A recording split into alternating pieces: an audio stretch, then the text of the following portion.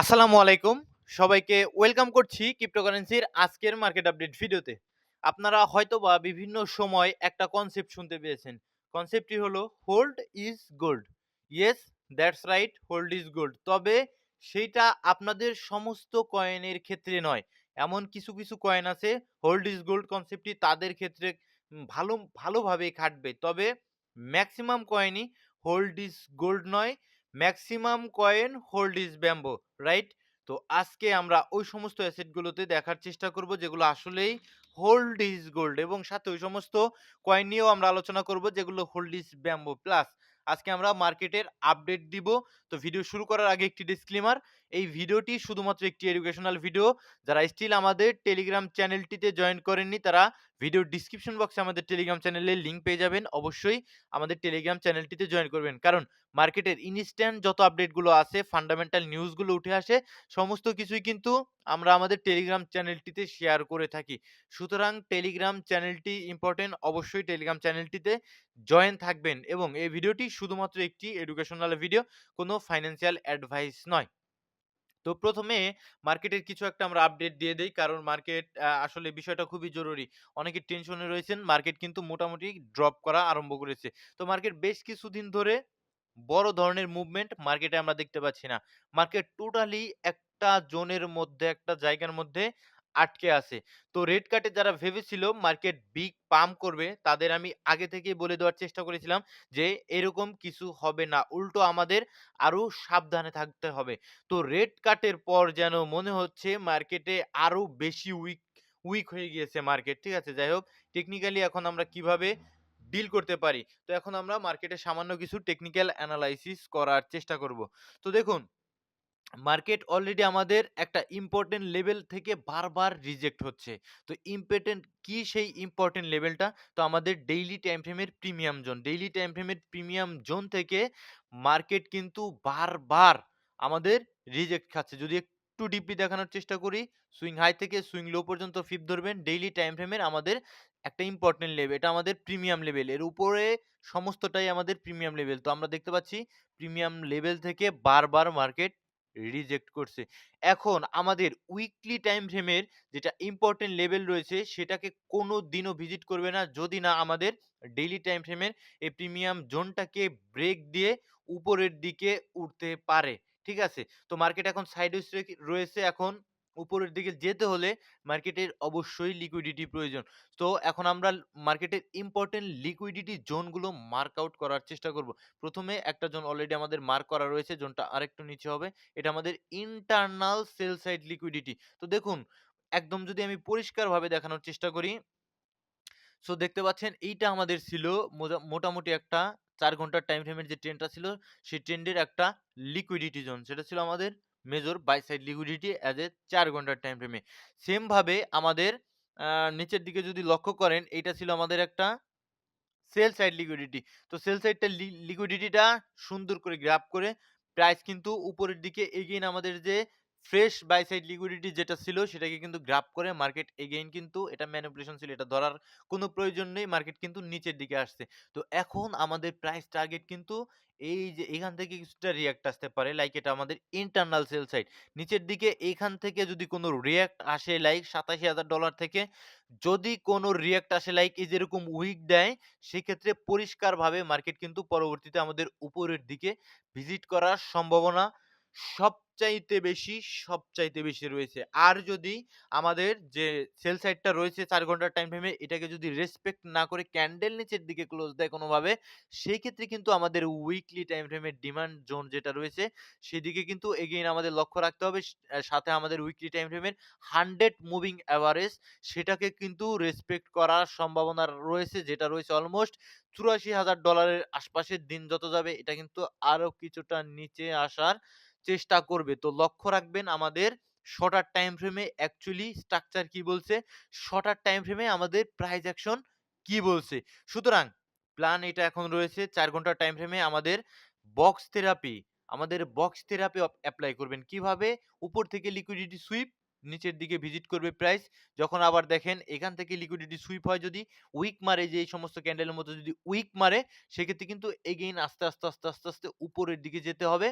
প্রাইজের, সেক্ষেত্রে কিন্তু আমাদের অবশ্যই এসএল দিয়ে ট্রেড করতে হবে। কোনো কারণে মার্কেট ম্যানিপুলেশন হলে যাতে করে আমরা বড় ধরনের লস থেকে বেঁচে থাকতে পারি। আপাতত প্ল্যান এটাই।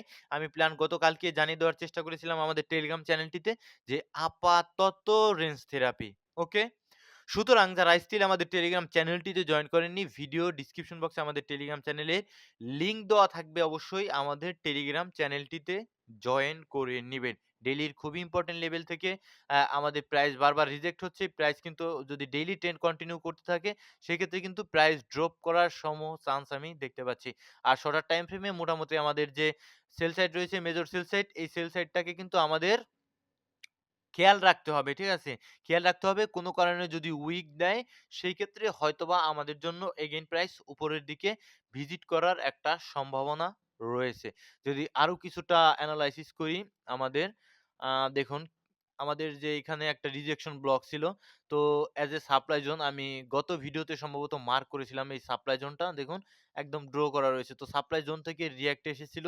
কিছুটা উপরের দিকে চলে গিয়েছিল। দেন কিন্তু এগেইন কিন্তু আমাদের সম্ভাবনা থাকবে অ্যাজ এ ইউএসডি ডমিন্যান্স কিছুটাই এখানে স্টে করে, সময় স্টে করে দেন কিন্তু নিচের দিকে ফল ডাউন করলে মার্কেটে কিছুটা রিঅ্যাক্ট অলমোস্ট আমরা পেতে পারি। সেক্ষেত্রে মার্কেট কিন্তু কিছুটা পাম্প আমাদের আসতে হবে। তবে মাথায় রাখবেন আমাদের ইউএসডিটি ডমিন্যান্স কিন্তু আপ ট্রেন্ডে রয়েছে অ্যাজ এ ডেইলি টাইম ফ্রেমের বিচারে যদি লক্ষ্য করেন। আর এই আপ ট্রেন্ড যদি মোটামুটি আমাদের কন্টিনিউ করে সেক্ষেত্রে কিন্তু আমাদের ক্রিপ্টো মার্কেট বলেন আসলে সেখানে আমাদের কিছুটা ড্রপ আসার সম্ভাবনা সবচাইতে বেশি রয়েছে। আর 0.382 এটাকে ব্রেকডাউন দিলে আমাদের 0.5 এই পর্যন্ত 5.93 পর্যন্ত অলমোস্ট আমরা কিছুটা টার্গেট করে চলতে পারি।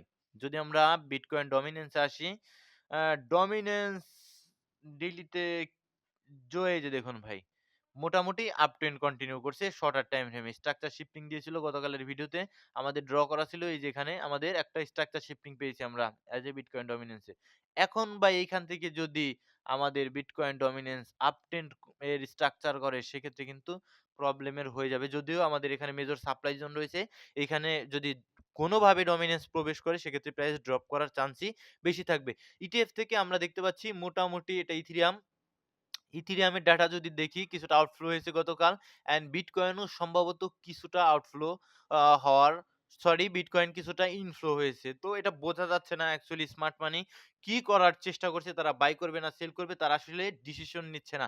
তো আমি একটা প্রপার ভিডিও করব আপনাদের মাঝে যে আজ বিটকয়েনে কবে নাগাদ আমাদের আসলে প্রপার আসলে ইনভেস্ট করার সময় আসবে, যে স্লোলি আস্তে আস্তে বাল্ক আকারে যেভাবে বড় বড় institute, central bank, hedge fund, smart মানি তারা যেভাবে অ্যাকচুয়ালি বিটিসি কে অ্যাকুমুলেট করবে যে জোনটাতে সে সমস্ত জোন কিন্তু আমরা মার্ক করার চেষ্টা করব। সেটা অবশ্যই নিচের দিকে থাকবে। এটা নিয়ে আমার একটা ডেডিকেটেড ভিডিও আগামী দিনে আসার সম্ভাবনা রয়েছে। তো এই মুহূর্তে আমরা যে আমাদের main topic hold is gold এর যে ব্যাপারটা দেখুন, হোল্ড করা মানে কি? একটা অ্যাসেট আপনি হোল্ড করা মানে কি? হোল্ড করা মানে আপনি ইনভেস্ট করেছেন। আর ইনভেস্ট করতে হলে এমন অ্যাসেটে করতে হবে যেটা আসলেই অ্যাসেট, ভ্যালুয়েবল অ্যাসেট। যেটা গ্লোবাল মানি সাপ্লাই বৃদ্ধি পাওয়ার সাথে, সাথে প্রাইস বৃদ্ধি পাবে। লাইক আ যদি বলেন যার ওয়ার্লড ওয়াইড কিন্তু ডিমান্ড থাকবে এবং আ এই ডিমান্ড কিন্তু ভবিষ্যতে আরো লাগাতার বৃদ্ধি পেতে থাকবে। ঠিক আছে? লাইক যদি উদাহরণ দেই গোল্ড, নিঃসন্দেহে এটা হোল্ড করা কোনো মানে সন্দেহের কোনো অবকাশ নেই যে গোল্ড আস্তে আস্তে স্লোলি এটা আমরা প্রিভিয়াস যতবারই দেখেছি এটা কিন্তু তার অল টাইম হাই ক্রিয়েট করতেই থাকে। ঠিক আছে?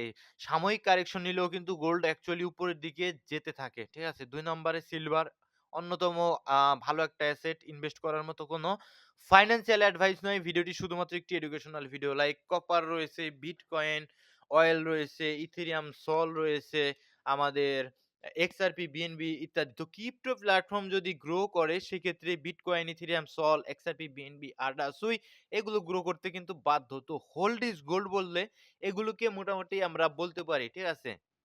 তো আপনারা যা হোল্ড করেন ওগুলো আর কি বলবো? ওগুলোকে কি বলবো বলেন? ওগুলো যত হোল্ড করবেন প্রাইস কিন্তু তত ড্রপ করার চান্স থাকে। তো ওইগুলো বরং ট্রেডিং করা যায়। ওইগুলো আমি বলছি না ভাই ওই সমস্ত কয়েনগুলো আপনি একেবারেই নজরে রাখবেন না। ওই সমস্ত কয়েনগুলো নজরে রাখবেন, স্ট্রাকচার দেখবেন।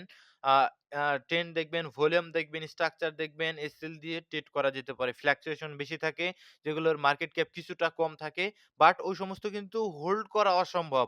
ওই সমস্ত কয়েন হোল্ড করলে আপনার কিন্তু আমরা দেখতে পাই বিভিন্ন সময় যে প্রাইস কিন্তু ড্রপ করতে থাকে এবং এমন ড্রপ করতে থাকে লাগাতার সময়ের সাথে, সাথে ড্রপ করে, যেটা আপনারা প্রিভিয়াসলি এই ভুলটা করেছেন। স্টপ লস না দেওয়ার কারণে বিভিন্ন সময় কিন্তু আপনাদের অ্যাসেট গুলো যেগুলো হোল্ড করে আছেন সেগুলো কিন্তু প্রাইস ড্রপ করতেই থাকে এবং আপনাদের কিন্তু পোর্টফোলিওর একদম ১২ টা বেজে যায়। সুতরাং হোল্ড করলে আপনারা ভ্যালুয়েবল অ্যাসেট গুলোতে আসলে হোল্ড করবেন, ওইগুলো হোল্ড করলে কোনো প্রবলেম হবে না।